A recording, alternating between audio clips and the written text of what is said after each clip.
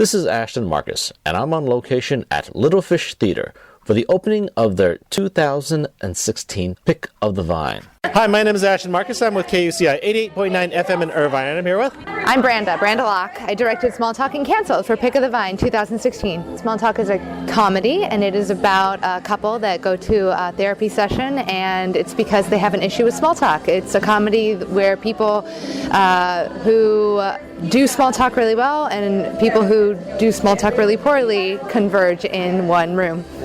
And then I also directed Canceled, which is a drama about a couple who have adopted a child and unfortunately lost their child before they had the chance to meet them, and it's about them having to deal with grief in their own way. My two favorite plays, Canceled was actually one of them. Oh, I'm so glad. Yeah, I felt it was basically it had a lot to do with existentialism of existence. What is a child? Or what is a parent? Yeah. I mean, because, they weren't parents, and the child doesn't exist, but are they really parents? Are they not parents? And it really addressed that question very deeply.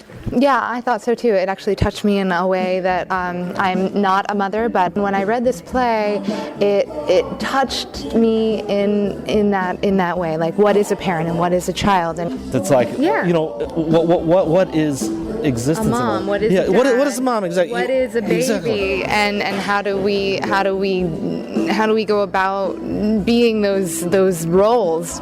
And then it's in this play in particular, these two parents are not parents. They're non-parents in this world of limbo, and because they were not able to adopt. Essentially, the adoption had gone through, and yet right before they were able to claim their child, he was unfortunately gone, and so we're just in that limbo world, like just kind of that waiting period that I know, because I have plenty of friends right now who are pregnant and who have been pregnant and who are moms and dads, and they talk about that period, that holding period, and when you have the baby, it's done. And these two people, it never happens. They're still in this holding period, and it's it just goes in there really deep, real hard, and that's why I love it. One more thing. I've said this before to other people in my interviews. When I look at comedy between theater and television and movies, I think television and movie have superior comedy just because they pay so much more. More people get into it. They have sketch comedy. They have improv. But, when I was sitting here, I was revisiting that. Says, compare this to Saturday Night Live. Compare this to Mad TV when it was on. I just thought this was a little better, or maybe it was as good as maybe in the old days with Ernie Koufax or something. Yeah. I mean, that's what I mean about the whole kind of timing and the whole science of comedy is just knowing, and I know that the other three directors and I both have a horribly awesome respect for those wonderful grandfathers and founders of what is comedy. And when I say the science of comedy, that's kind of what I'm referring to. What you just hit upon is there's just something about knowing where a joke lands and working your actors and working your cast and working the script within an inch of its life so that it's just there, so that like it's either going to be funny or not. It's funny or it's not. Okay, well, once again, I enjoyed this very much. Thank you very much for being on the show. Thank you for coming. Hi, I'm Ashton Markson. I'm with KUCI 88.9 FM in Irvine, and I'm here with... Madeline Drake. I directed two of the plays tonight, and I act here, and I'm a company member. Which plays did you direct? I directed The Wiggle Room and 10 Picnics. What did you like most about those two plays? Well, I think that's kind of a funny thing. I'm known at this theater for being a comedian, and I think those two were, of the 10, there were 3 that were dramatic, and I was directing 2 of the dramatics. The Wiggle Room is the true story of the night before the Challenger crashed, and it is a true story, and it's an amazing thing that the playwright, his mother is one of the first NASA engineers, and he wrote the play, and so it's a true story of the night before when they asked those men, should we blast off, and they said no, and they still did. And then 10 Picnics is really a story. I think, again, and I haven't talked to the playwright at all, but I think it's a story of how you can be gay or straight or be whoever you are and have a wonderful life, or a sad life, and they have a wonderful life. If it wasn't our idea. I actually particularly like two plays in this one above the rest of them. Wiggle Room was actually one of them. I thought it was really, first of all, suspenseful. I thought it had a deep message behind it, and I really, really liked the tension that was in there. Thank you. And I have to tell you something. I went to those actors every day and go, no, we need more tension.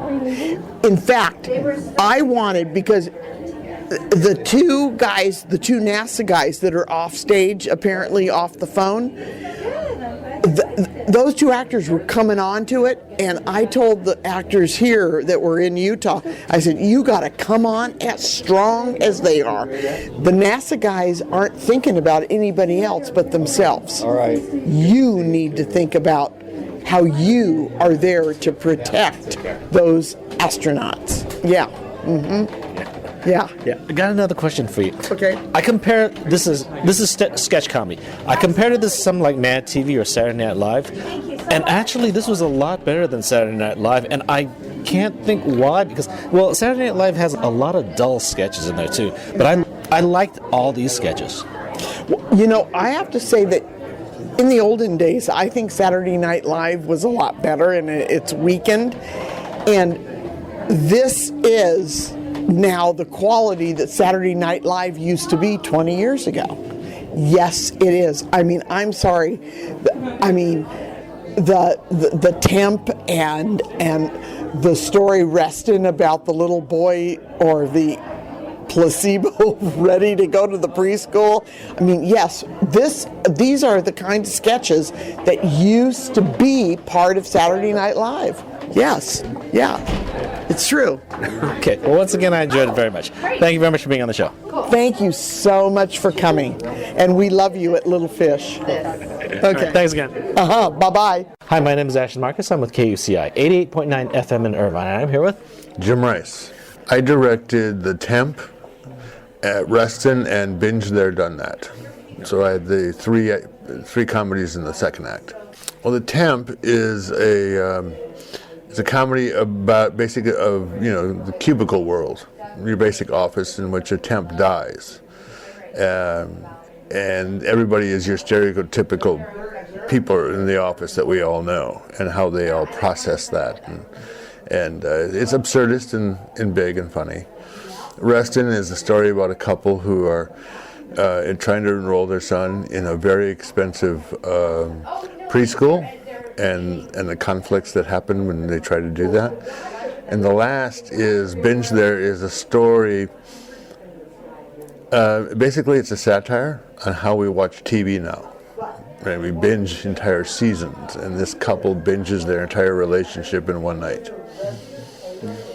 First of all, I enjoyed all the plays here. Mm-hmm. And some I enjoyed more than others, but I still enjoyed them all. If one of my viewers would actually come here, what do you think they'd expect from it?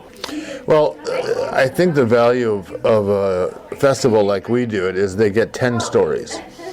And they can be stories that reflect any number of phases of life for the people we know and the experiences we have. So it's a little bit of one-stop shopping.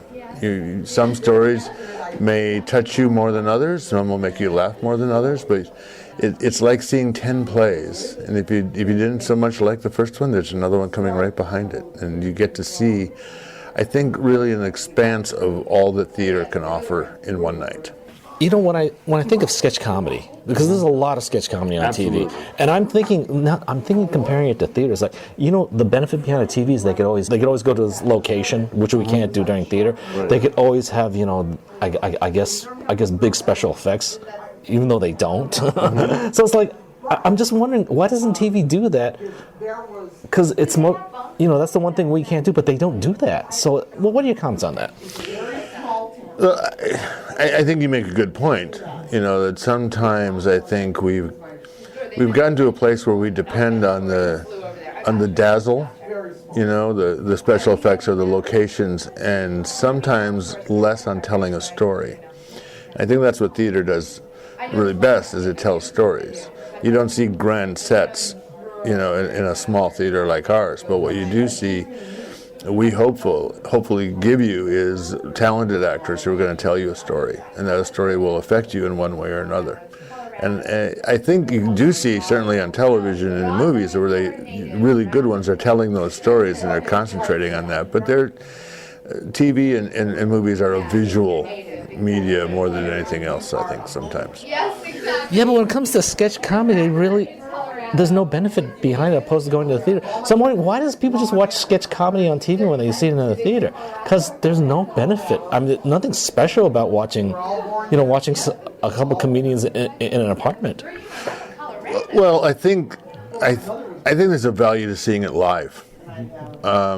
Yes, sketch comedy and TV can be very good, and I grew up with the original Saturday Night Live. I was in college, and I enjoy that kind of a thing. I don't diminish that at all. I think what the value of something like we do and our theaters do is you see it live, so you have a more immediate connection to the actors or the people playing those sketches for you, and that you can't replace that. Yeah. Do you also think the actors themselves, you being a director, do you think they're allowed on theater to be larger than life? They're allowed to make funny faces. They're allowed to twist their body around. But on TV, I'm not sure if they can actually see that working on TV. What do you think? Well, I think the thing you have with television is controlled by the camera. So what happens with camera, you have to have, in many cases, a little bit more stillness because of the way the camera frames a shot. When you're seeing a play live, you can take the whole body in. You can see all of that movement in context. If you think back to, again, the Saturday Night Live, they would do those big sketches, but they would be a wide shot, so you could see all of that kind of behavior. Again, because how a director may choose to shoot something, I think he puts himself in a place where, that's limited.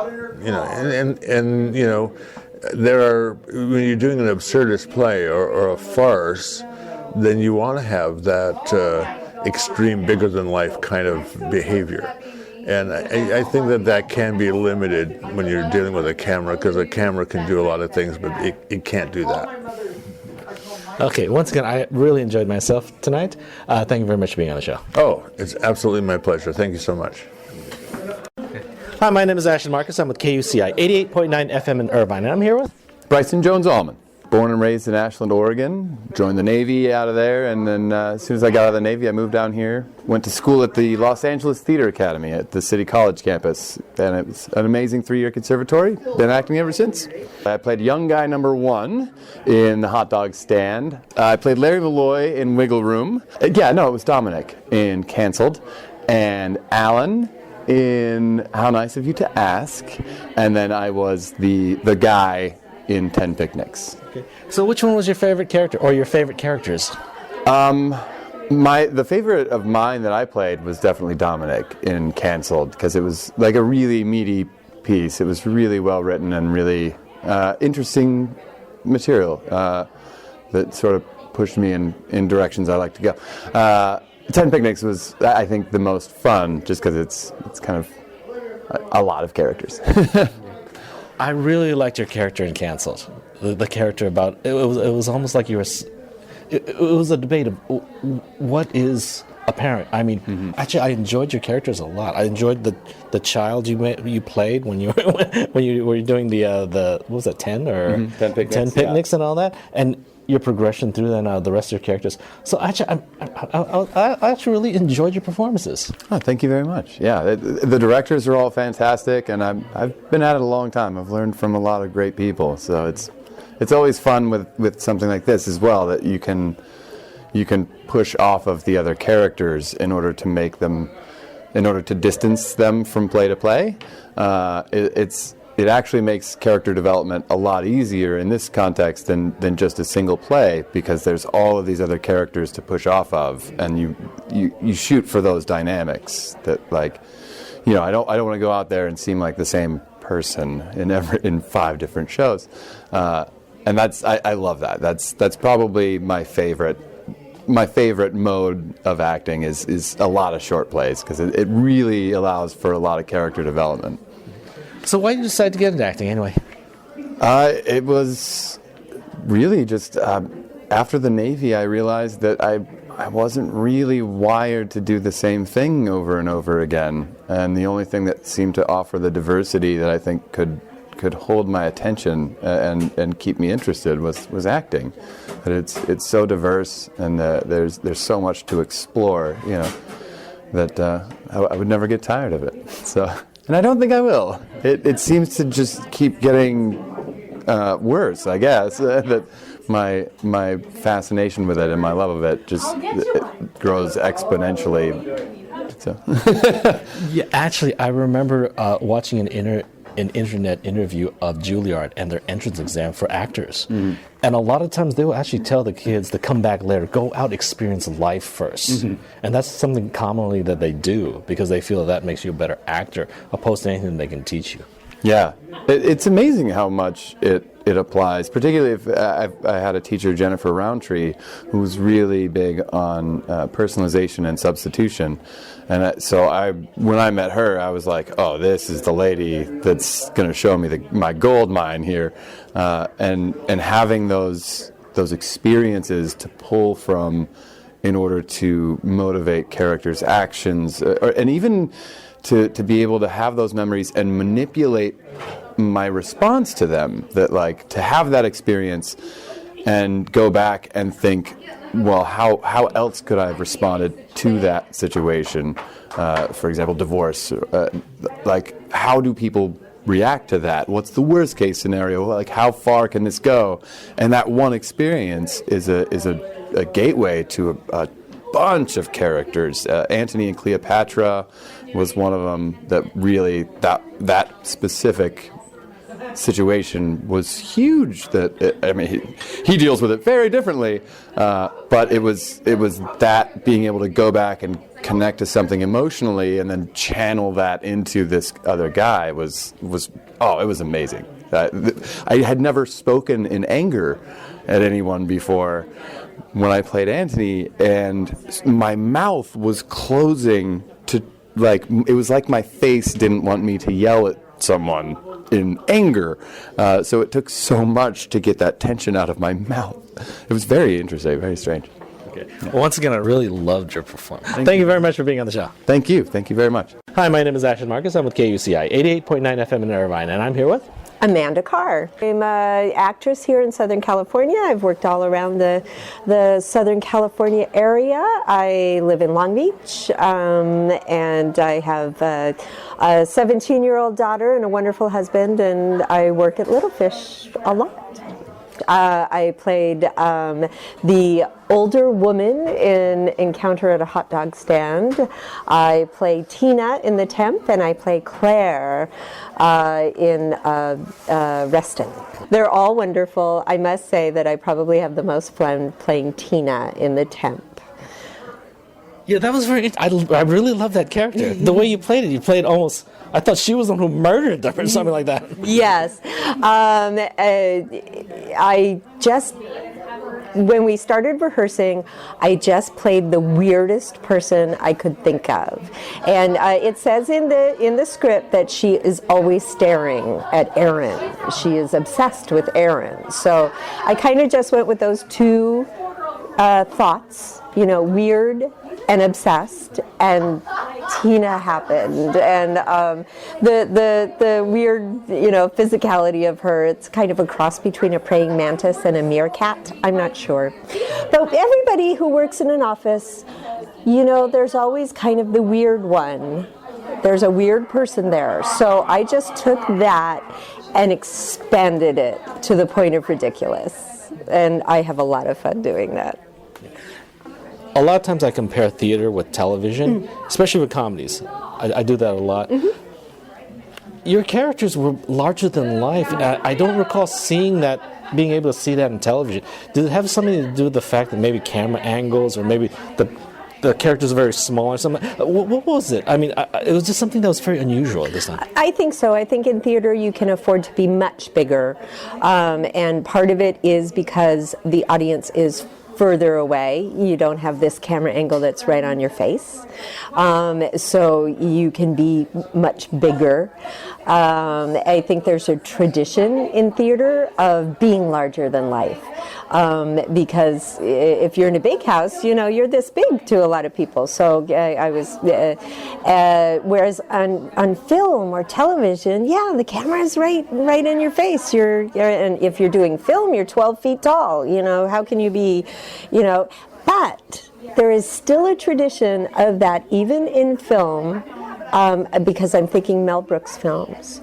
Right? Cloris Leachman in Young Frankenstein, very big, Madeline Kahn. So there is that tradition that they took from theater and turned and put on film, and we're just continuing that. So theater does give you some freedom to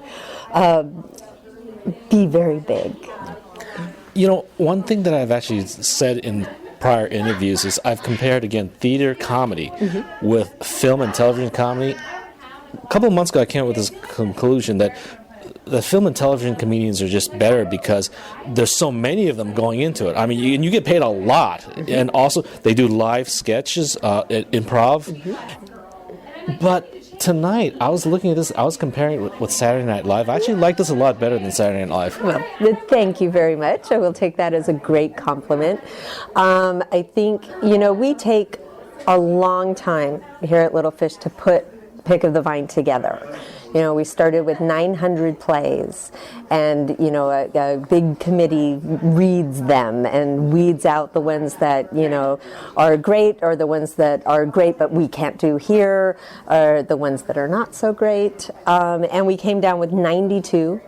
And then we have 4 days of table reads. So we read these 92 plays out loud, and we score them again. And from those 92, we found these 10. So it's a very rigorous process to try to find the best plays that are submitted to us, and plays that will work together in some way, right? So Saturday Night Live, they're doing a show a week, writing it in that week. It's a hard job, I think we have probably a higher success percentage because of the time we can take to pick the material. And then we rehearsed it for 5 weeks, and again, they're doing it in a week. It's hard. But we were very proud this year of the plays that we picked and the cast that we got and the direction that we had and how it all came together. And I think it's a really, really fun evening of theater. It seems that you agreed if you think we were better than Saturday Night Live. So we've succeeded in what we hoped to do, which is put together a great evening of theater. And if you don't like one show, just wait 10 minutes and there'll be another one. Actually, I liked all the shows. Good. 2 of them I really liked. The rest of them, actually, again, I thoroughly enjoyed. There wasn't a show here that I didn't like. Good. Okay. And also, I loved your characters, too. I loved the quirky characters you did. Thank you. Thank you very, very much. Okay. Thank you very much for being on the show. Thank you. Hi, my name is Ashton Markson. I'm with KUCI 88.9 FM in Irvine, and I'm here with David Kieran.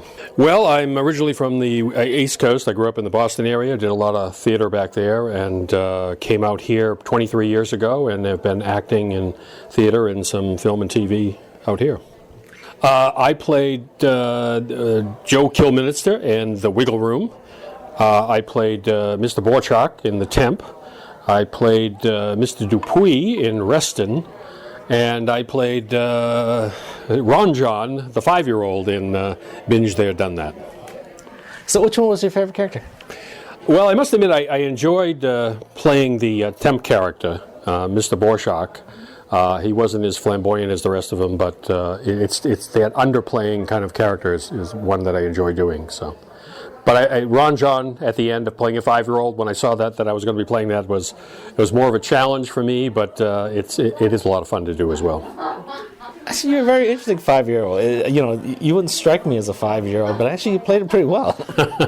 Well, all you got to do, remember, with 5-year-olds, at least that's where my focus was, is keeping the innocence, keeping the wonder, and just the excitement about everything. Every little thing is exciting. One thing I've asked during other interviews, in my prior interviews, is basically I would compare television and film comedy compared to theatrical comedy. And I came to the conclusion months ago that basically I thought film actors and television actors were actually better comedians just because there's so many of them trying to get into it. They pay so much better. It's like they go through improv, they go through sketch training and all that. But then when I was here, I was looking at this and I was comparing to, say, Saturday Night Live, and actually I like this a lot better than Saturday Night Live. Yeah, you know, the thing in television these days, and you see it in the audition notices all the time, is that they're gearing the writing of the scripts more towards stand-up comics. So it's kind of a set it up, knock it down type of humor. Whereas storytelling, as you see in theater and to some extent still in TV and film, certainly in film, it's more of the humor comes out of the situation and the particular character of the person, as opposed to let's make a joke and set it up and knock it down. It seems to me it's more structured in TV now than it ever has been. Yeah, another thing about TV and film, well, the benefit behind it is they could always go to exotic locations. They could always have special effects that, you know, or they could always do Photoshop and all that. You can't do that in the theater. But I noticed with comedies, they don't do that. They don't go to special locations in a sitcom. They don't go to, you know, they don't Photoshop. Maybe they Photoshop. I don't know, but I don't notice them doing anything fantastic with it. But so, what do you think about that? Well, I say it has to do with a lot with budgets. I can say this because I've worked at very large theaters and medium-sized theaters and small theaters. And when you have the money, there's incredible things you can do in terms of what you can do in terms of scenery, location, set design. I mean, I wasn't in this show, but years ago there was a show done at the Civic Light Opera in South Bay where I have done many shows, but they did a production of Titanic, which they built their own set for, which absolutely blew people away because it was a 5-story ship on stage. It was pretty remarkable, and that went a long way to taking the audience imaginations with you when you're telling a story. If you have that kind of, but we're talking about a company that had $250,000 per show, as opposed to a show like this, which probably we're talking in the hundreds of dollars, you know, so it makes a difference what you have money to do. But this particular show, given that it's a collection of 10 plays, and every play has a different set, a different location, there's only so much you can do just because of the time. Otherwise, you'd have the whole evening taken up with set changes. So you have to be realistic in terms of what you can do. Yep, I like this a lot. Again, comparing to, say, something like Mad TV or Saturday Night Live, for my comedy needs, I actually enjoyed this more than I've probably enjoyed Saturday Night Live for several years. Mm-hmm. Well, you know, there's nothing like live theater. I mean, you know, live television, and that's what that is always good. But there's something about the energy in the room when you're on stage. And as an actor, I can tell you that I've done TV and I've done film, and there's a certain challenge to that, but there's an awful lot of waiting around to set up. You're waiting on the technicality of setting up the shot. So it sometimes drains your energy. When you're in front of an audience, you're actually drawing the energy from the audience there. If they're laughing, if they're even just listening and very, very quiet, it really does feed you, and it's a whole different experience. Well, once again, I enjoyed the performances around here. I enjoyed your performance in particular. Thank you. So thank you very much for being on the show. All right. Thank you very much. Hi, my name is Ashton Markson. I'm with KUCI 88.9 FM in Irvine, and I'm here with Patrick Rafferty. I'm originally from Minnesota and I moved out here to Los Angeles. I've been acting out here for past about 10 years, and I've been working in the theater and in film and television a little bit since I've been out here. So. And which characters did you play tonight? Tonight I was first in Small Talk as the neurotic character that was kind of hoping to be made partner in his law firm, and all this hijinks about him and having his girlfriend not being able to make small talk and that hurting his chances for a promotion in his job. So the next one I was in was in Canceled. I played Jeff in Canceled. And that was a pretty touching play. I mean, I think that was one that we worked a lot on, and I was a little nervous about it in the beginning because I thought it could kind of go in the direction of being a cliche, but I think I'm proud of the work that we've done on it to kind of round out the characters a little bit more and to kind of flush things out to make them real people, and so I'm proud of that one. I was also in The Wiggle Room, the one about the Space Shuttle Challenger. I played Alan in that one. And that was an interesting one too, because obviously it was based on true events, and it was interesting getting to know these characters and researching the characters a little bit more too. So again, a fun role to play for me and very different. And then the last one I was in was in Binge There, done that at the end of the show, which is just a crazy show. I mean, it's like, the character that I play is really the only one that has no idea what's going on. So the arc of that for me was a little different than anybody else in the show, and presented interesting challenges for me, but one that was a lot of fun to do, actually. So, Two of my favorite skits that I saw tonight was actually Wiggle Room and Cancelled. So you were in both of them. I was in both of them. Yeah, I was in both of them. Fortunately, yeah. I'm glad you enjoyed them. Yeah, we the rehearsal process for this is different than a lot of other shows. I mean, we really only had maybe 6 or 7 rehearsals, so that's it. So we don't have a lot of time, and in the middle of that, we had a break. We had a break for a week off for the holidays. So we come back and we're in tech. I mean, which means, not a lot of character development after that. So you really got to kind of be on top of your stuff for this Pick of the Vine thing, because there's a lot of there's different plays, depending on how many shows you're in. I think I had maybe 50 pages of dialogue, and you really got to be on top of it, because you come back and you have to be ready to go. And I think that everybody's done a pretty good job of that. So, question: why did you decide to become an actor? Wow, that's a tough one, and an easy one in the same sentence.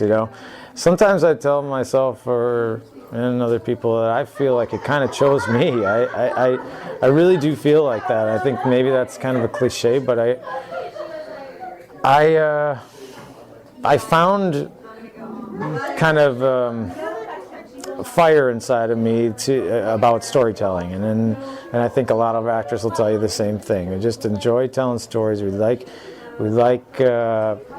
sometimes wearing other people's skin a little bit, and offering our contribution to the arts in the way that we tell stories, and that's kind of what impressed me the most about it. And when I started, I kind of fell in love with it. So. I've actually been trying to answer a question.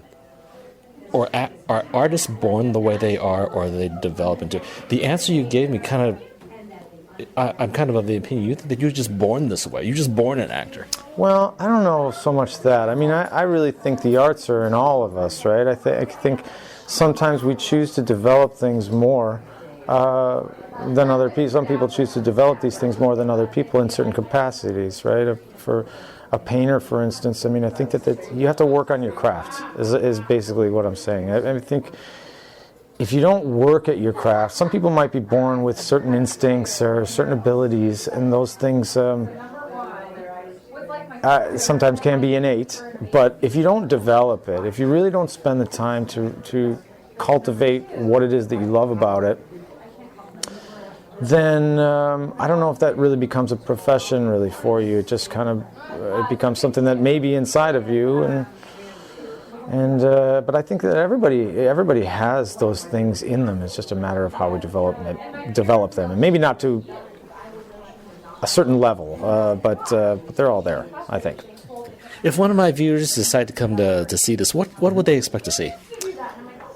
A lot of range. I mean, I think that there's a lot of different shows. I don't know. I hope you would agree that there's a lot of different. There's different stories being told. I think that you can come to have a good time. I think you're definitely going to laugh. It will make you think about some things, and it's really a night to just. Come with an open mind. I think come with an open mind, be ready and willing to laugh and to go on a journey and just sit back and enjoy the stories that people are telling. Okay. I enjoyed your performances because 2 of them I really liked a lot.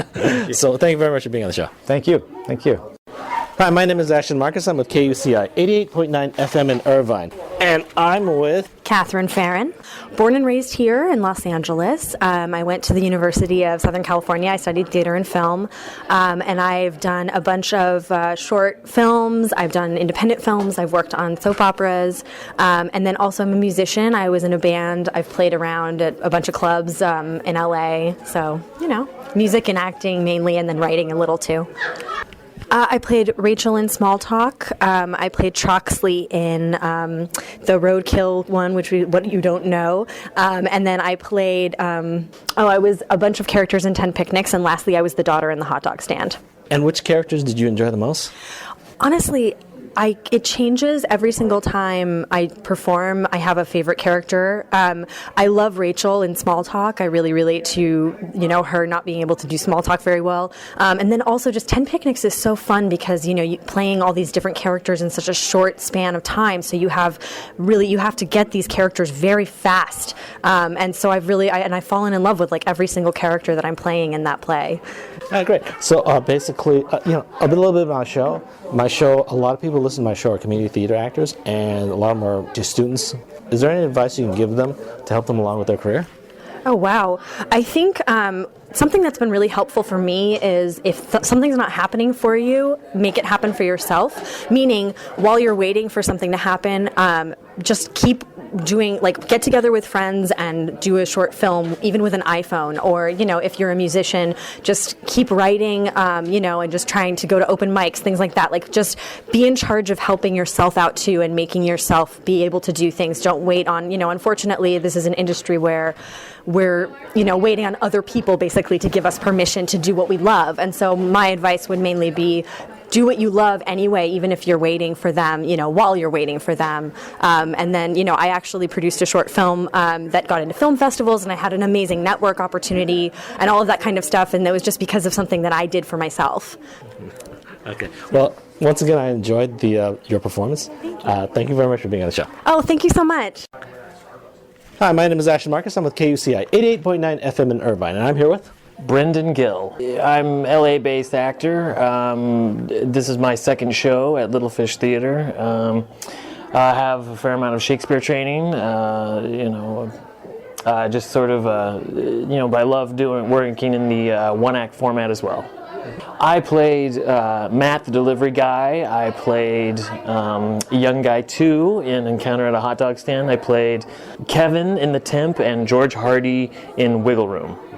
So which was your favorite character? My favorite character was in Small Talk, where I was Matt, the delivery guy.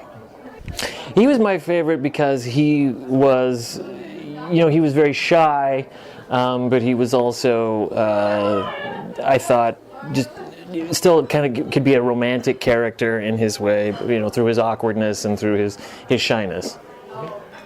So I have a question. I've been asking some of the other actors this. Mm-hmm. What do you think about the differences between theater comedy and sketch comedy on TV? Mm-hmm. I mean, I have my own opinions, but what's your opinion?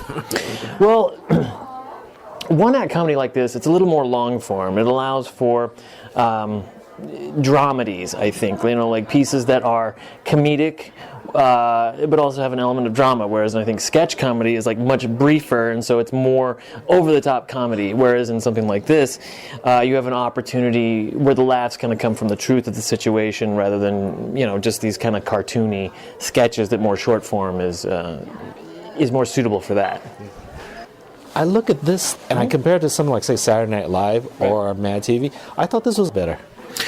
Oh, good. Yeah, I mean, I think that, also when you're watching TV, you're watching pieces that have been edited heavily. They've got 10 takes to get it right, and they put their very best stuff forward. What you don't see is the 8-9 takes that were on the cutting room floor. With theater, it's much more of a live, high-wire act, and like the ground is 10,000 feet below, so it's like you don't have any room for error. TV is, you can get away with quite a bit more. Plus, also, I mean, for movies they have locations they can go to anywhere. They have special effects and all that. But when I look at TV, they don't take advantage of locations. They don't do special effects. It's what's the difference between that and theater? I don't see any benefit behind just sitting behind a TV opposed to going to the theater. Well, I think what makes theater different from watching TV is that you get that live experience where you can see living, breathing people, and it's much more immediate. I think people feel much more There's an electricity in the air that you're just not going to get when you're sitting in your living room watching TV. It's much more 2D when it's on the screen. When you're in theater, not only are they closer and it's like more of a 3D experience, but the audience really affects the performance of the show. And I don't think a lot of audiences understand that. I think that they think like, well, I just sit back and kind of watch, whereas, your laughter, your reactions, all those things affect us up on stage, and it kind of gives us a little goose from time to time. We maybe, our performances may be more intense or more comedic or more, just more lively in general. Okay. Well, I really enjoyed your performance, and I enjoyed the shows here. So thank you very much for being on the show. Thank you very much. Appreciate talking to you. Hi, my name is Ashton Markson. I'm with KUCI 88.9 FM in Irvine, and I'm here with Perry Shields. Well, I am a drama teacher at East LA High School. Been a teacher for 9 years and do theater in my other life. Done about 100 shows since high school. I graduated in 1979, and over the last 35 years, I've done about 100 shows as an actor, director, and a musician. I play, the dialogue-less hot dog vendor in Encounter at a Hot Dog Stand. I play Roger in The Wiggle Room. I'm Aaron in The Temp. I'm Walter in Reston. And then I'm John in Binge There, Done That. So which one was your favorite, or which ones were your favorite? I love doing I love doing Reston with Amanda, because we get a nice slow build to where we're just yelling at each other at the end. So it's a real catharsis to get that all out. I'm really look forward to that every night. I've actually been trying to answer this question for a long time. I'm trying to define what an artist is. Do you think artists are just born that way? Because a lot of actors I see, or musicians, they start when they're 5. There's no way you can learn anything by the time you're 5, right? Or do you think that it is actually a trained thing? Because actors actually go through a lot of training. They go through a lot of school. So what do you think? You think it's something they're born with, or something they develop? Well, as with most of these type of questions, I don't think it's either or. It's a little of both. You're born with certain aptitudes. You can develop them, or choose not to develop them, or you may have no interest in developing them. Which is fine, and I don't think all actors are necessarily born actors out of the womb. Something may happen in school where they discover it, and then they just decide to go with it. They really love it, so they will develop it. So how'd you get into acting? Well, let's see. I think the first time I got the bug was in kindergarten, where I asked my kindergarten teacher if I could perform a card trick for the class. So that was my first time in front of a group of kids, and I really liked the feeling. I wasn't scared. I was really exhilarated. And as I went on in K through 5, I was a pretty good reader. I was really good in English, so I was asked to read stories to the younger classes. By the time I got to 2nd grade, I was reading to kindergartners, and then we did another play in 2nd grade where I was a narrator, and then all through like 8th grade, then I started doing stuff on stage, and I really discovered I liked it. And I discovered I really loved makeup, and I'm a big fan of the old Universal horror films, and I got drawn into that early, like maybe 5 or 6 years old. So that got me interested in the art, in the makeup arts, and then that drew me in that way too. I just found that I loved it. Well, I liked your performance a lot, and I also liked the show a lot. Well, thank you. I appreciate it. It was a pleasure. Pick of the Vine will be playing at Little Fish Theater from January 8th to February 13th. For more information, go to www.littlefishtheater.org.